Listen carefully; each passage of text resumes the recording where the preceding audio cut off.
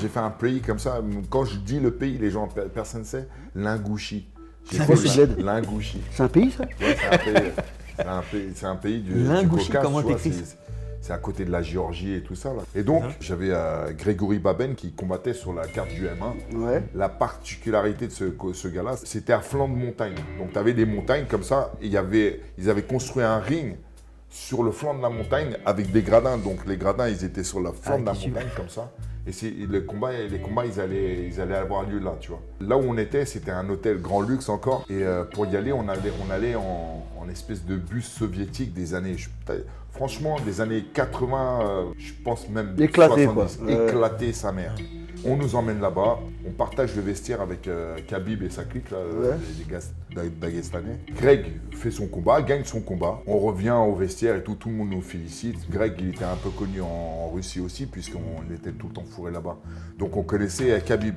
Ouais. Parce que Khabib, sur un autre événement, il était venu me voir, je crois qu'il avait 18 ans, comme ça. Il m'avait demandé comment il faudrait qu'il fasse pour aller à l'UFC. Il avait son père avec lui. Et moi, j'avais dit, écoute, la meilleure chose à faire, c'est que tu partes aux États-Unis, tu ailles dans une grosse équipe, tu signes avec un manager américain et tout ça. Il combattait avant Greg. J'avais été voir son combat, il avait soumis un mec vite fait, tu vois. Et je lui ai dit, putain, il est trop fort, lui. Des années passent, il signe à l'UFC. Et on se retrouve au M1 en Ingouchi, tu vois. Et on partage le vestiaire encore une fois. On revient au vestiaire après le combat de Greg. Il a gagné. Je rentre dans le vestiaire et je cherche ma veste Snake Team. Et je la vois pas et tout. Je dis, mais ma putain de veste et tout. En plus, elle était neuve et tout. J'étais fier. Tu t'es fait barber ta veste. Je dis, mais c'est pas possible. Je sors du préfabriqué. Je fais le tour du préfabriqué. Et là, il y a plein de mecs autour d'un feu de camp en train de rigoler et tout ça, machin. Des ingouches ou des ingouchois. Des ingouchois. Tu sais, des combattants, des mecs du club de machin. Et c'est pas, je vois un mec accroupi au bord du feu avec ma veste et tout. Alors que j'ai fait 15 mètres, hein, j'ai fait le tour du truc, tac. Et je vois le fils.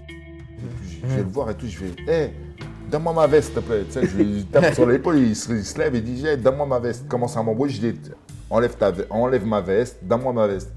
Là, tout le monde se lève, ils viennent tous autour de moi. Je fais, oh, ça va être chaud. Je dis, donne-moi ça, c'est ma veste, donne-moi ma veste.